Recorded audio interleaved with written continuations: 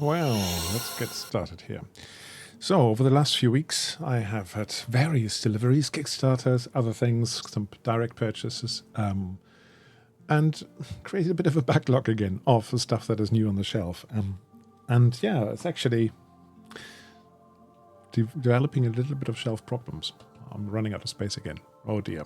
Anyway, I wanted to show you a few of the things I got and why I got them and what I find interesting about them. Let's start here with this one here. I think that's probably one that you don't know as well. Not as many people will have heard of Solemn Vale. Solemn Vale is a folk horror role-playing game. Now, folk horror is sort of the British genre, 60s, 70s, 80s, of you have a small village setting and everything seems to be absolutely fine on the surface, but then as soon as you start digging, you'll find out that there's a little bit going on, old folk traditions which may have a demonic background or something like that. There's something dark underground going on. And that's basically Solemn Vale. And this book is beautiful. Really is nice. It's a dirty vortex system. These are the dice that came with it. Just to show you them briefly, they're still in the bag. D6, so it's a D6 pool system with one different color and a nicely marked 6 here with a Celtic knot on it. So really nice. Now, I haven't actually read the rules very much, but lots of people I play with are very keen on this. And look at the color. That's quite a striking color, isn't it? Solemn Vale. So you start off with a little bit of fiction, which basically gives you a little scenario, like you might find in the film, to get into it. I hope the music is not too loud. Let me just double check that. Yeah, take it down a notch. There we go. A couple of notches. And then you have a lot of the 320 or so pages. 330, 304, oh, shortchanged. 350 pages of the small format is actually settings information. And some of the art style is really cool as well. Some of it is, okay, slightly creepy, blurred image, but look at that, for example. So somebody really tried to freak you out while you're reading this book. Yeah, I can show you a little bit of the PDF as well. But basically the setting here is very setting heavy. It's a very narrative game. You have a lot of interesting characters in it, interesting pasts. You've got here language of flowers, a florist, for example, what's going on with them. There are certain threats, if you like, or things that are in play and things to overcome. It's a very interesting system because it's the Weird Abacus system. Weird Abacus 16. And yeah, I did read about it, but to be honest, I can't remember right now that much about it. It's a D6 system, and you've got challenges you have to overcome. You can also play it without a narrator, so that would be interesting as well to have a look at it. Character creation is simple. You start with the concept, abilities, and then basically these are your abilities. So body, mind, soul, and they've got this sort of sub, what does he call them? Challenges of obstruction, pursuit, and threat, for example, a body. And that's how it's conceptualized. But basically, you've got 3 abilities, and they are pools. So you can actually spend pool points to try and overcome certain challenges. It also comes with cards. I didn't get the cards. Comes with a game GM screen, I believe, which I didn't get. But what I did get is sort of scenario hooks, tales from the weird as well. And I think I might just show you that briefly on the PDF, if I can remember how to do this. Let's have a look. There's the PDF. So that's the PDF of the actual rulebook. Easier to read, but you can see the graphic style. Let me just grab a couple of the slightly strange pictures here. Like this one here, really creepy. Playing the game. It's very much sort of one shot. Yeah, you have one set of characters playing one story and then not coming back to that place. Another set of characters comes back the next time, as I understand it. You can also see these are basically sort of things that can happen, locations, enemies, whatever you want to call them, challenges that can happen. And this is the card set that you can buy, but I didn't buy it. So I got a print at home version of it. But yeah, look at the graphic style. It's pretty cool, isn't it? Let me just remind myself. Is it Mark Kelly? The guy behind it? It's certainly Mark.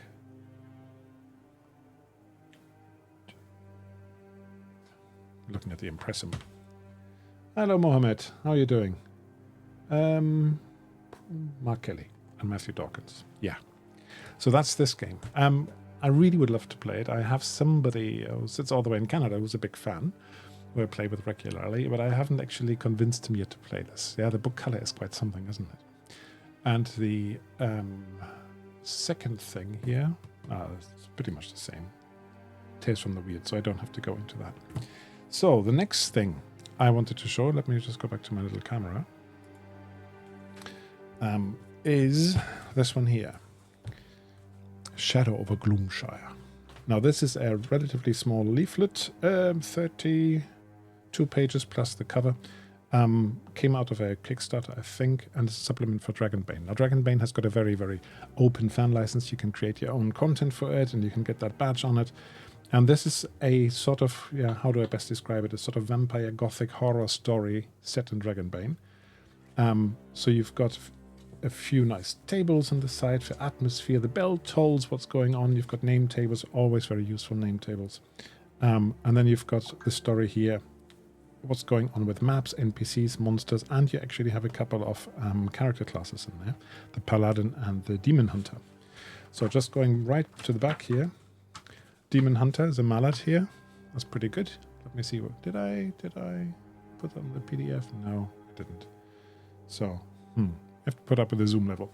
So Demon Hunter basically gives you the typical gear, gives you the heroic abilities down here, Dark Binding, and the Paladin as well, Divine Cross. So nice little booklet, well written from what I've read so far, not too many typos or strange English bits. Written by somebody called Robin Fjärem. I think he's Swedish, but he's published a few things on Write-Through already. So yeah, it's a nice little story. I'm not sure when I'm going to get to play it, but we all have nice maps in here, and we've got artwork and all in this ink or pen and paper style. Yeah, this gives you some idea of it being quite gothic. And I think Dragonbane is a great system. It's very, very flexible, so you can do lots of stuff with it. So, available as PDF or as a little booklet from Drive-Thru. So, what's next? I think I might go there next. Now this one here is a stand-in. This is my Star Trek Adventures Quick Start, which I picked up at the UK Games Expo for free. So this is the Quick Start of the second edition. And the second edition has just come out, as PDF at least. So let me switch back to the PDFs and show you the latest loot on that one. So yeah, you can see the art style is similar, but it's not identical to the Quick Start cover. It's very much Strange New World sort of style, but you've got representatives of all different timelines here in different series. This is a chunky book. The map is a bit different. I've got a bigger version of the map somewhere as well.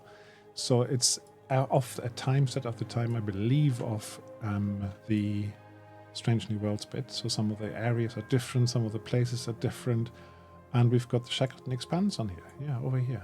Yeah, which is another book I just got, but I didn't line up today, I think. Did I? Oh, yes, it's down there on my pile to show. The system has been simplified a little bit, brought in line with the more recent 2D20 systems. No more D6s required to play this. And I've been reading into it a little bit. I don't want to make it. There's a Star Trek video. If you wanted to have a closer look at the Star Trek, I've got a couple of videos on my channel, which you can look at on the YouTube channel. But yeah, I got this, and I'm quite pleased with it overall, and I can't wait until the printed version comes out. All white backgrounds with black printing, yeah, rather than the other way around, as it used to be.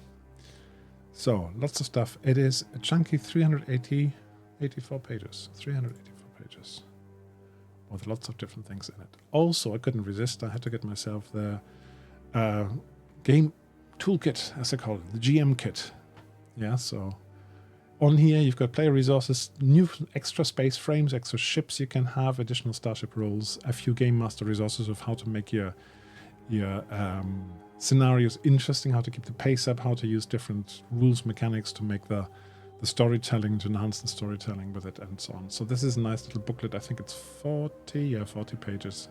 Akira class. Wasn't in the main book, now you can play it. or the Nova class. That's what we are riding on in the German game I'm playing tonight, actually, 6:30 at Lagos channel. Lunar class, I hadn't even heard of that one. Sagan here, this is the one with the 4 pylons. Oh, hi, Daring. This is the Star Trek 2nd edition GM Toolkit. Odyssey class, I have this in Star Trek Online, I believe. I played that one. And then we've got a couple. We've got a Klingon and a Romulan. The Mogai looks much more elegant, doesn't it, than the Birds of Prey. Can I speak up? Oh. There's a 2nd edition. Don't tell me you didn't know that, Daring. I don't want to speak up, but I can maybe raise my voice a bit here in the mix. Maybe that's going to help you. So, Star Trek 2nd edition. Lots of change. If you wanted to have a closer look of what has actually changed, I made a chat video on my German channel, and I know you can speak German, so feel free to check it out. And that's with Klago together, where we go over some of the changes. And also my English channel, if you prefer, which is a bit shorter and just me speaking. But essentially, they simplified some rules. They made it a bit more streamlined. Like the Dreams and Machines, for example, if you know the rules for that, they're very similar now. So that's the GM Toolkit, and it's got these Game Master resources in it. Yeah, there are definitely more ships in there and more specs, if that's what you like. You also have these new reference sheets here for the players. Who used to be landscape, black with white print and so on, Elka style. That Elka style is gone. It makes it much easier to read, I think. I'll answer that question in a minute, Daring. So, but these are basically giving you a really good overview of how the rules work these days. And most of this is very similar, but because they got rid of the D6s, they had to rewrite a few things. And the action economy has changed a little bit, but not really, not a lot. But yeah, as I said, I don't want to go into this into great detail, but this is the GM resource pack that I'm currently showing. Let me show you the front page of it. And you can get them in PDF now at Modifius. The print is supposed to come out, I think, in August, they said. They would send out the books in that. So GM Resource Pack, and the core book looks like that. So, glad you're excited about that one. Right, so I got quite a bit of that. I got a couple of others.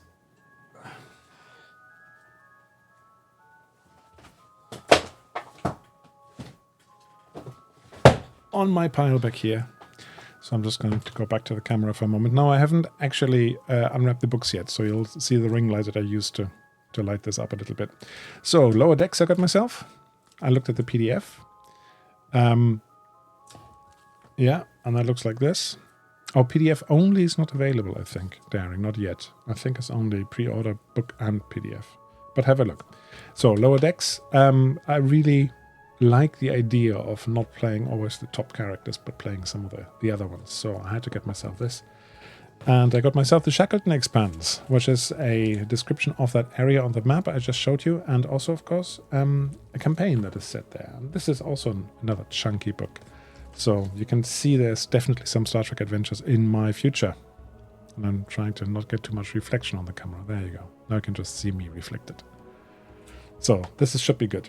And yeah, this is the quick start, as I said. This was free. I picked it up. You could actually get it from Modifius for a little while. That's the... you can definitely download this for free. It gives you the overview of the rules that have changed, a short scenario, and a couple of pre-gens. Yeah, so you've got the Commodore Nelaxen here. You've got Commander Xantus Travik, Dr. Varal, Rashid Kemal, and Lania Tenen. So you've got a good selection here. That's probably what I would look at first if you're curious about the 2nd edition. Yeah? All looks a bit retro because the style I think they're going for is Strange New Worlds. That's the base style. Now you want me to go through Lower Decks. Well, I can have a quick look at it, but I don't want to make the whole stream about it because I've got a few other things I want to talk about. But seeing as I've got a big Star Trek fan here, let me have a look. So, Lower Decks. No, it's not 2nd edition. That's still 1st edition. That should be fully compatible, as they say. So, get rid of the camera again. This is Lower Decks. So, go to the front. That's what it looks like. Campaign guide. But basically, what you get in it is an overview of the state of the galaxy of the time of the series. This is post-Dominion Wars. Then you have operations and how they work, so general information, but then you've got this sort of the specific information about Lower Decks. How is it different, having your boss hovering over you, having work teams and so on. The science and technology from the series that has changed or that has been introduced. You've got life path options here. And then game mastering. So how can you tell stories that have a different focus? Yeah, with second contact mission or tidying up or deliveries or stacking crates or whatever it might be. And then you've got a mini campaign at the end. 1, 2, 3, 4 chapters, 4 parts to it. And you've got the allies and adversaries, the Packlets, the Klingon Empire. Klingons we know, but the Packlets are, I think, quite prominent in Lower Decks. I only started the second series now. Graphic style looks like this. Yeah, so you get these little inserts with the telly speaking to you, a bit more cartoony. Yeah. Quite fun. You get a lot of sort of explanations. For example, Boimler here, he'll tell you a few things, and then there's a little bit of character speak in here, personal logs in there. The tone is a lot more light-hearted, let's put it that way. Yeah, you've got Mariner here with these little inserts. So they definitely tried to go for the vibe of the place. This is 250 pages almost, 248 pages. So it's another chunky book. Not sure when I'm going to read them all. I think I need to retire or something. You know, if you subscribe in your thousands to the channel, then I can make a living of it, then I can read them all for you and tell you what's in there. Yeah, and these here are scenarios, hooks or story hooks. So you've got a one-pager basically telling you this is a story for a day or a couple of sessions. Yeah, so it's just on one page. You get quite a few of these. California class ship. You've got the Lunar class again, the Oslar. Yeah, you can see it. So, lots of stuff. And if you look closely here at random stat blocks, they're basically still first edition. Yeah, second edition wouldn't be very different. They just don't call them attributes and disciplines anymore. They call them attributes and departments, for example, and your stress is the same as your fitness. So not fitness plus security anymore. Yeah, so definitely looking forward to trying that out at some point. This is in the mini campaign. Unsung Heroes. I don't think it's going to spoil a lot at this level of zoom. But yeah, that's that. Right, enough on Star Trek for now? Because I thought I'd go to the next thing, which for me is probably one of the highlights. I'm going to tease it slightly. All sorts of characters you can play. You can play whatever you like. You can have a medical team, you could have an engineering team, you could have something entirely different. So, how did you guess, Mohammed? Did you watch my German thing the other week where I did pretty much the same? So, one of my highlights. Let's go back to the camera. So, again, yeah, sorry, the light is a bit hard. Can you tell by the artwork what it might be? Mohammed, of course, spoiled it already. It is Moria. So these are the art prints that came with my Kickstarting pre-order. I can't even remember whether it was Kickstarter or not. Spoiled already. But wait until you see the book.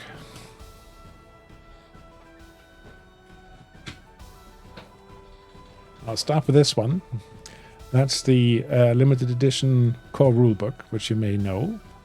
Yeah, gorgeous, gorgeous book. Thick paper, slightly sort of creamy. Thick paper. It really feels great. It smells great. Lovely art in it.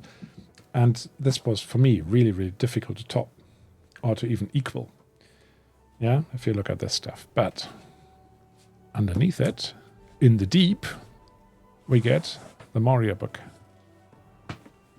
So here's your pair of books.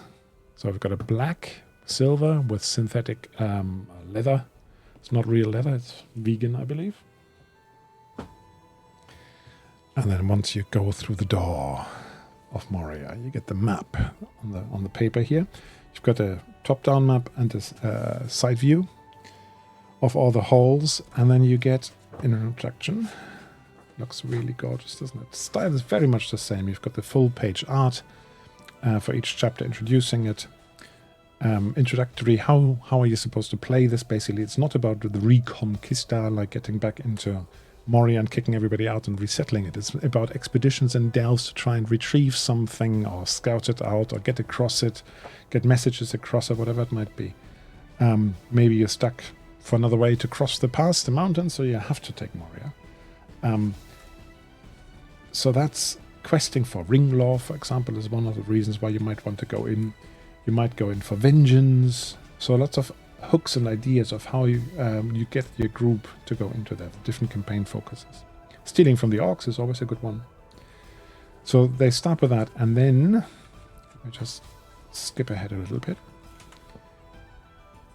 You get about the denizens who lives there, about orcs, different groups of orcs, and then with the stats, of course, with it. Orcs of Udun, you then get dwarves who might be in there. You get a mention of the Balrog of Moria, apparently that's still around. Some really, really cool art. Other foul things. Of course, you have your ribbons, ×2, in black, to go with the cover. Yeah, and then you've got these isometric maps, and I love these. Because this is the sort of map I always tried to make when I was younger. A lot younger. Some of them were okay. Like landscape maps, I was pretty good with hills and forests and stuff. But something like this, I would have only aspired to at the time.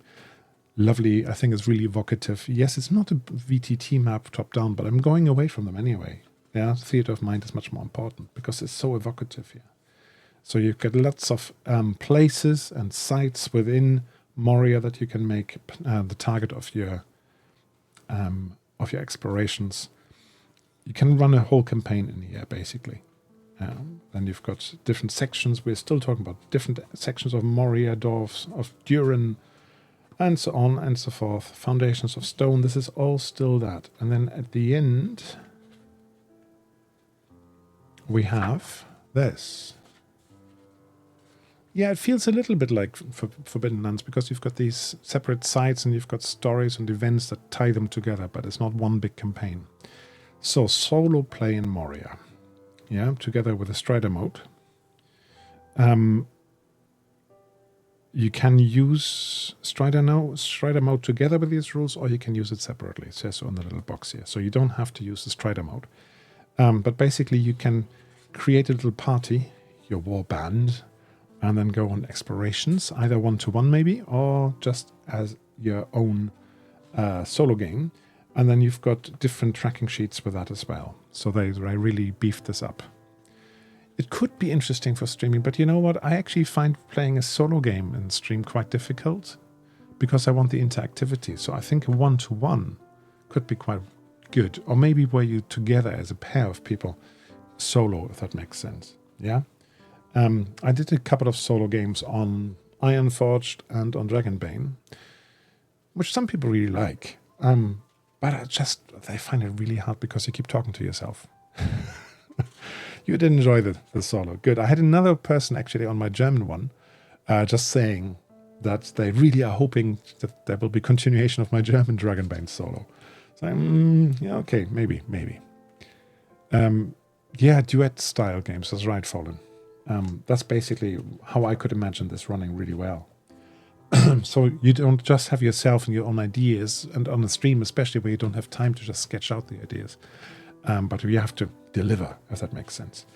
At the end you get another fold-out map. So this is really thick paper, matte again. You can see it's probably bigger than my camera. There you go.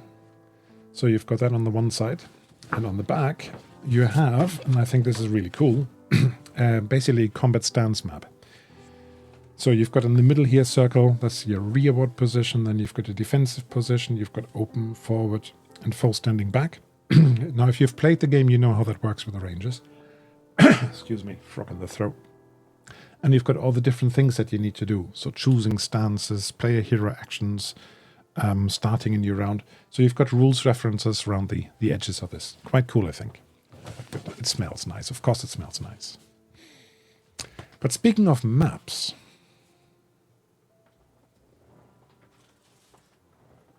look here. What's this, they say? What's this?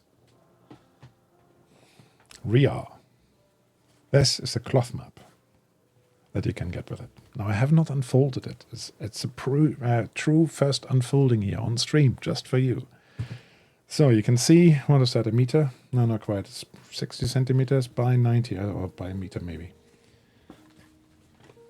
Now, this is the third cloth map I have. I've got the one for the Shire, I've got the one for the main section, the main area, and now I've got the Moria one. I also have the Bitter Reach one, which actually I think is quite boring, but this one is really cool, I think. Yeah, I think you could actually easily frame this and put this on the wall somewhere. Or what I have actually done is just those magnetic clip frames on the top and on the bottom, and then you can hang them up without actually piercing anything. But this is cool as well. Imagine having this on the table while you're playing. But then no spilling any drinks, please. Don't be messy, guys. But yeah, when we were playing the Shire Adventures with my family, I was taking them through the starter kit. We had the Shire map out, and it was just really nice to have that. It's a centerpiece.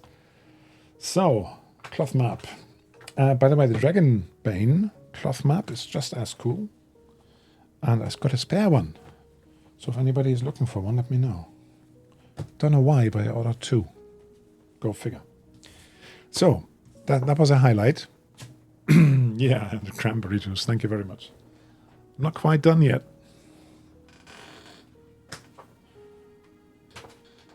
So, back to my camera. I also got this little pamphlet here, this little booklet. I'm going to run in October on a German stream. I'm going to run Rivers of London again, and this is probably what we're going to go with. It's called Going Underground, a 40-page case file for Rivers of London. Again, for me, at least with a slightly dubious art style. I don't like that very much. I'll show you a couple of other things in a minute on it. But like this one here, I just think, look, you've got the comic books. They look really good. You've got a really interesting series, and then you do, yeah, I don't know what that style is, but for me, that's underwhelming art style. Let's put it that way. The character portraits are a bit more interesting. I think they're getting there. Yeah, but the cover art, let's put it that way. I think Chaosium are missing a trick. Oh, spoiler. Spoiler. Can't go into it. Too much. Now, this is very much a print-on-demand thing, so the quality of this is relatively... The paper's decent. I think I went for the premium one, but you can already see that the cover is immediately folding, bending outwards. You've got a wet day, and basically corners come up and so on. I'm slightly worried that this means that Rivers of London, they're not investing proper print, and they're basically saying, look, we're not selling a lot of these, make them print on demand and see what happens. And I'm quite happy that I got this one here. That's the collector's edition, premium edition, whatever, limited edition. I think that's much prettier than the official artwork at the beginning. Yeah, and I also got it signed by the authors. So Ben Aronovich, Paul Fricker, who wrote the rule book, and Lynn Hardy, who is the coordinator editor, basically. Yeah, so that was pretty cool as well. It's a good game, I think, actually. The game of it, the mechanics of it, I do like. As I said, look at this art. Let me just show you the other art. Let me line it up for you. Character art. So this, for example, is the character portraits from this case file, and I think it's much better looking. Yeah, it was good to go to the UK Games Expo. I got the signatures last year, not this year. This year I hardly had any time because I was running so many games.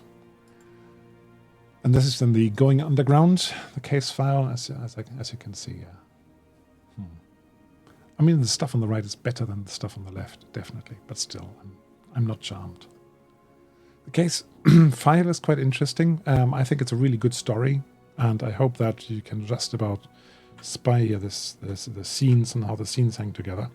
I hope that we can actually finish this on the left here as a two-shot. Yeah, my aim would be first session to get to roughly there, and second session then to finish it off.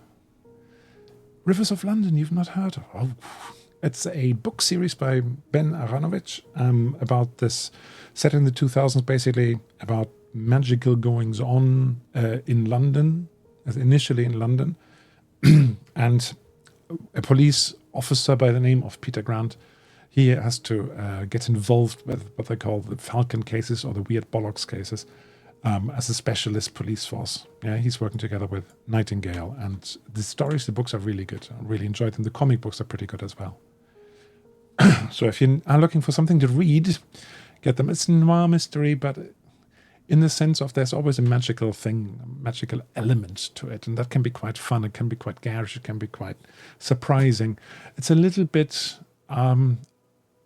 it feels like Vaesen. So you often will have to do with some supernatural presence, and something is going wrong where there's a crime either because of them or through them, or they were the victims, and you have to deal with that without actually informing everybody. So you have to get to know this demi-monde, this other world, and try to deal with them. If you know, what is it called? Neverwhere. Neil Gaiman's Neverwhere, which is a really good film and really good book. That gave me the vibe of Rivers of London as well. Yeah? So do you know that? Yeah, Fafnir is also here. Hello. Very much looking forward to this. Yeah, exactly what I just scrolled back a little bit. Exactly what you were saying. The quality there of that scenario book was, as I said, it flags to me that they're not investing a lot of money in editing this. But the quality of this one, of the core rulebook, okay, it's chaosium flimsy, slightly, the paper, compared to the Free League stuff.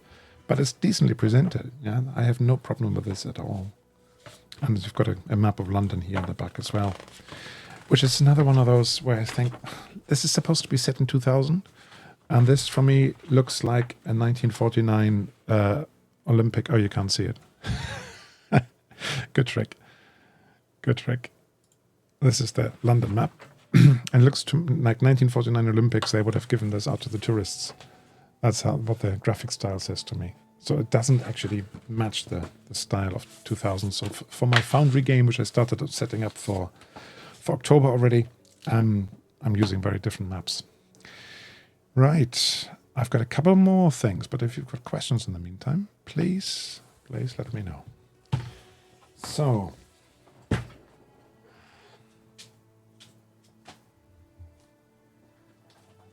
as I hang back over the back of my chair, inelegantly, the next thing, reveal. Where the document camera? Ha! That's exactly what I'm coming to, the small cards.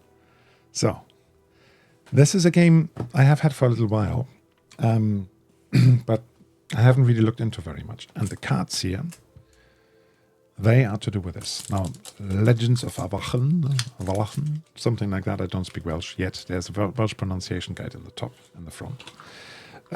Is a game set in Arthurian Britain. So you've got the Celts, and you've got the Romans, the Celts with their whole King Arthur myth behind it, etc., etc. It's Darren Osterk. I hadn't heard that name before. It's been out a couple of years, I think. Let me see. Where does it say? 2021. Copyright. Adderstone Games.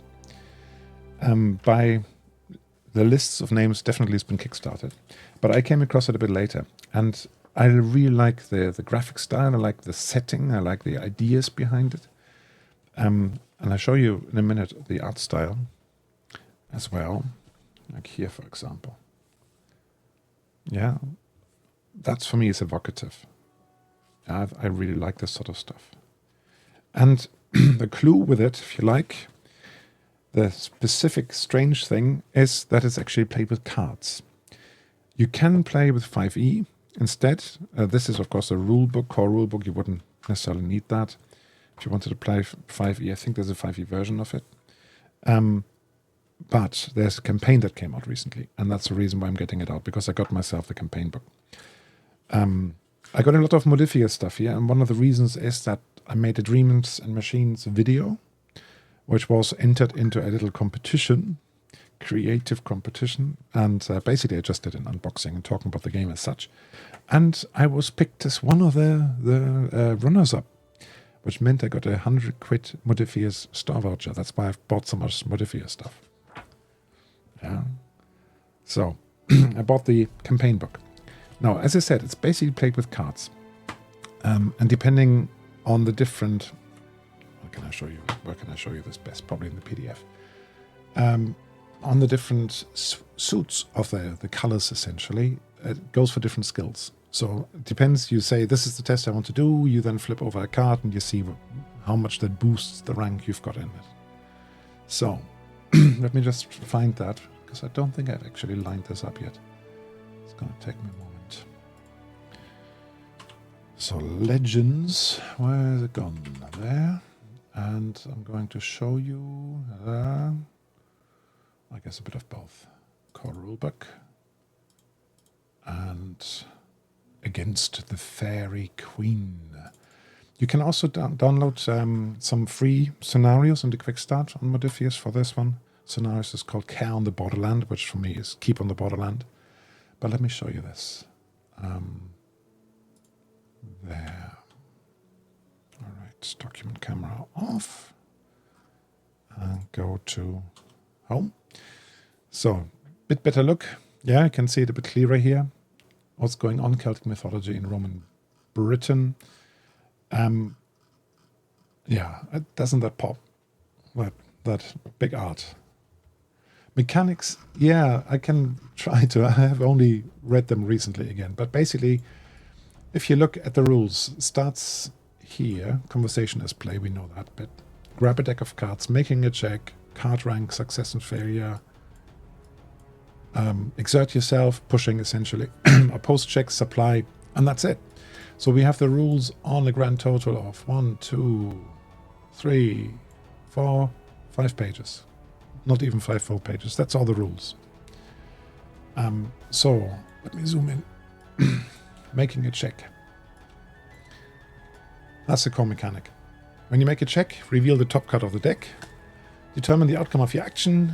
Yeah, you say check difficulty that you need to beat, maybe a 2. Look for advantages, disadvantages. They give you extra cards.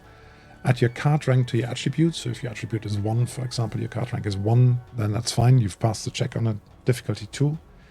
And if you exert yourself, you can basically change failures into successes. But that means you are giving up a resource on asset. So there's one shared deck, as I understand it. And if you look here, basically depending on what this check is. So hearts is your vigor. So if you have a physical strength or endurance check, what you're hoping for is a hearts card. Diamonds is agility, spades is spirit, and clubs is wit. So if you have physical, I think if you get the right card, it helps you. Let me show you how that is interpreted. Card ranks here. If it's a court card, so one of the picture cards, it gives you 2 ranks. If it's a card that also matches the attribute you're looking for, it doubles it. So a court card would be 4 ranks. If it doesn't match the color, so it's black rather than red, then you have to subtract the card. And jokers are wild cards. So it seems like a really simple system. I would like to play it at some point. And I have been looking at solutions of doing this online, and there's some itch.io stuff. Excuse me, I still have to cough for a moment. Is that better? Is that better? No, a little bit. Still a bit phlegmy. Yeah, so I'm looking to how to play this online, but I've come across a couple of things, because Tabletop Simulator, for example, would work, but it's so expensive because everybody needs to have their own license for it. But there are some things you can do. So 4 pages. If you want to understand the rule mechanics, you can easily get this in the quick start. So let me just show you some of the cards again. If I can find my document button. Where's my document button? So these are cards that came with against the Faerie Queene. They are a little bit dark, but they're sort of foil covered. So this is a 3 of clubs, for example. Then down the side, they tell you basically, against, if you're looking for a heart, this one would be a -2. You can't see that on the frame, can you? No, probably not. Here on the side, -2. If you're looking for diamonds, it's -1. If you're looking for clubs, it's +2. If you're looking for spades, it's +1. So basically every card gives you a reminder of the different bonuses. Let me see what I can give it. That's a joker. I mean, they're beautiful cards. They're just very, very dark. You also have these summary cards here with a ruled summary on it. Here's a Queen of Hearts. Yeah. I'm angling them so you can see the foil effects. This is a bit clearer to see. And here you've got the Faerie in it. This is the Queen of Spades, and so on. So I like cards, but I just think these are a bit too dark. Yeah, I really have to squint to see what is that. Is that club or is that spades? So I have to angle against the light to find out. So, okay, the cards feel really nice, but I think there are better card packs out there. Some of the bicycle cards I've got, for example. Yeah, I actually bought a set of bicycle cards for this game. So, and the big campaign, now I've heard really good things about this, is this one, Against the Faerie Queene. So you can play it with the rules as we just discussed. It's got a 5e badge on it as well. And just to show you that as well. It's a long campaign set in the Faerie realm. Looks like this. Yeah. Again, kickstarted, Motifi is published. And again, beautiful artwork. Yeah. For me, the art really sold it to me. You have, these are character classes essentially. And songs. Songs are very important. So we've got an auto, what does that say? Not artificer, but an automorphizer. So you've got a player's guide to start off with, the first, another 30 pages or so. Player's guide to the setting and to the realm and classes you can play. Faceless here, you've got Paragon, you've got Philosopher. And then wherever it says, it doesn't say D&D, but it says D20 archetypes. That's for the 5e. Yeah. So you basically have the 5e version flavor next to each of them. And I can sort of see why they would do that, but it's a big market. But I actually think you should probably try the original game system with it. But again, the graphic style I really like here. And it doesn't have to be like every piece of work is a nice Frank Frazetta or something like that. But I think they're evocative. They work well. Yeah, a sorcerer, tricksters. And then you start on page 59, the Game Master Guide starts. And every time you have a mob, you get the stats blocks, either for the Legends set or for the D20 rule set. So nicely done. I think just by judging, this is 378 pages again. You're probably going to run 15, 20 sessions or something like this. And for example, this picture here, that really reminds me of Symbaroum. You know, these big monsters in the forest and the people trying to get their way through it. So, what do you think? Does that sound interesting? Is that something we should try and get to the virtual table? And of course, you've got the Roman cities with it. So it's not just wilderness, but it's also city stuff for the Romans. This is a campaign, it's a campaign and a campaign setting, but you can see that the campaign is like chapter 7, the heist branch 2. So branch is a branch campaign that's working here, but it is very much this happens and that happens and then that happens. Now I haven't read it in detail yet, but you can see that there's definitely different things going on.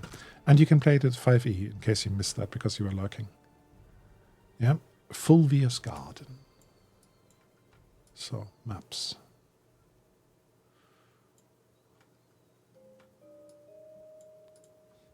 yeah, I think it would be. I don't know how many is actually going to turn out if you play it, but this feels like a big campaign to me. Yeah, if you think about 378 pages, I mean, we played Shadow of the Sorcerer, which was a Conan campaign on our channel not long ago. This book here. That took us, I think, can't remember, 18 sessions. And that was 200 pages. And this is 350.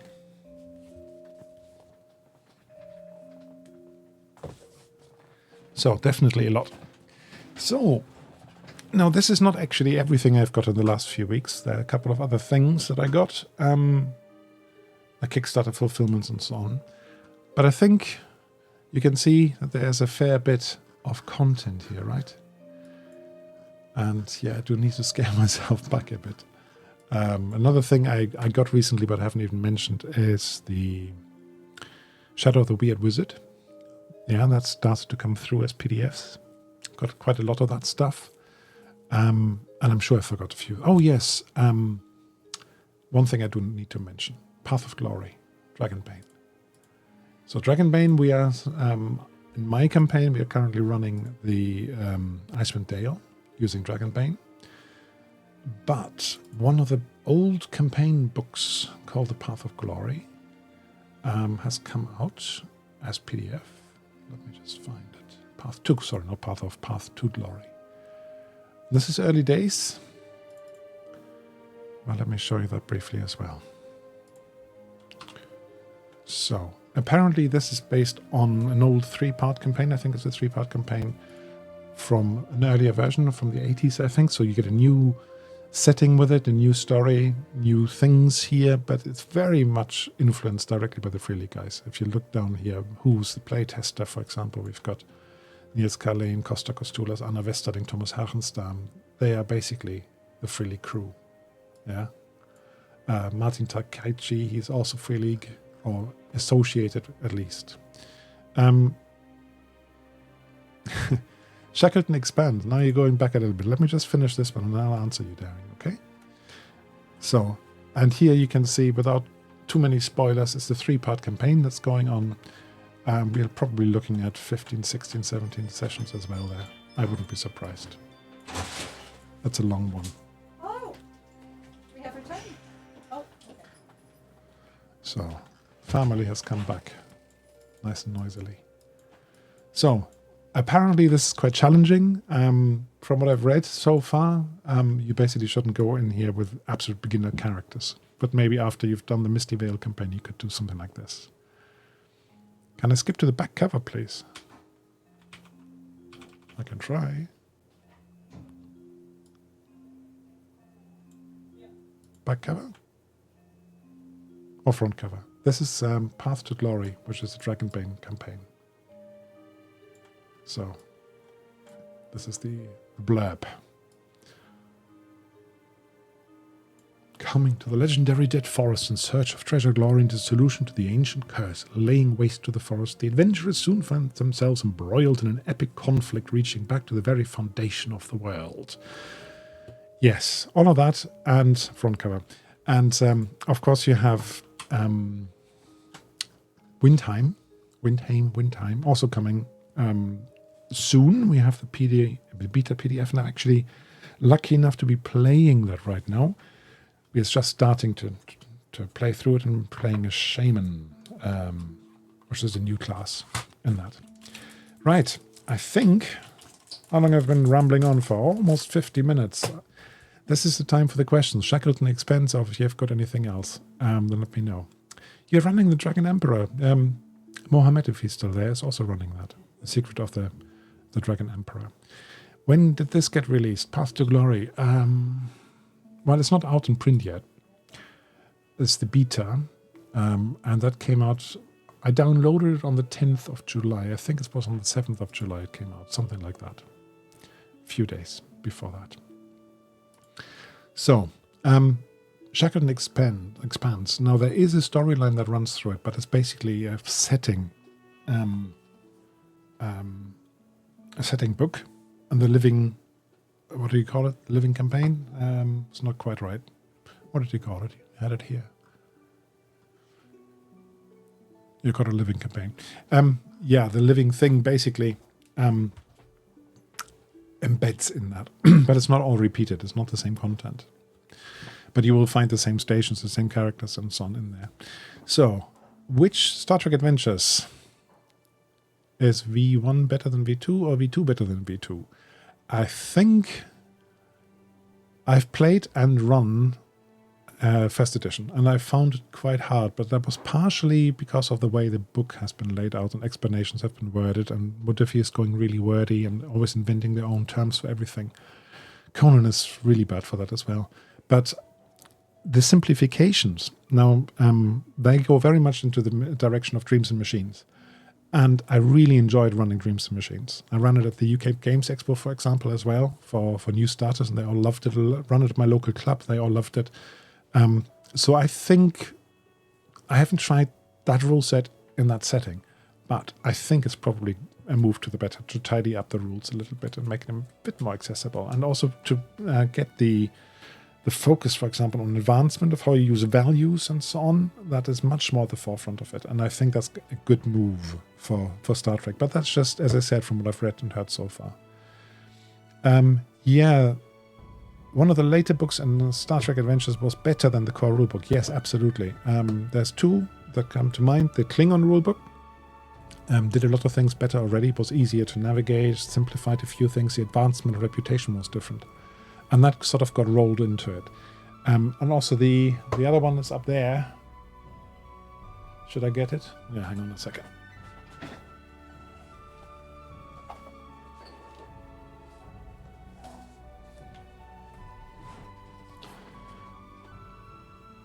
This one, Captain's Log, which is essentially a solo version of Star Trek. Couldn't be another good way of doing a solo on a stream, or maybe a pair play. They also were much easier to digest and much easier to read. Yes, they're a bit simplified anyway, but this book here, for example, doesn't really work very well, does it? It's a really good settings Bible. The Captain's Log. It's got lots of different ships and lots of different things. And I think if you are into Star Trek Adventures, this is something you should definitely pick up, even just as PDF. Right. Anything else? When you say, Daring, when you say you'd like the design of version 1, do you mean the graphics design or the rules design? I have to ask that. I have, with my family, played a few, but basically I played with my son at some point, ran for his mates as well. Conan, Forbidden Lands we've played. Then nothing for a long time, and then sometime last year in the summer, I think I convinced them to play the starter set of the One Ring, which is also up here. So we played the Shire Adventures. Yeah, we played them, and they really enjoyed that. So we started playing a little more, a couple of extra follow-on scenarios, including... Ooh, which one was it? I think it was this one. And we didn't get much further than that. But I think, yeah, here, the Troll Hole, if ever there was one. Yeah, it doesn't work.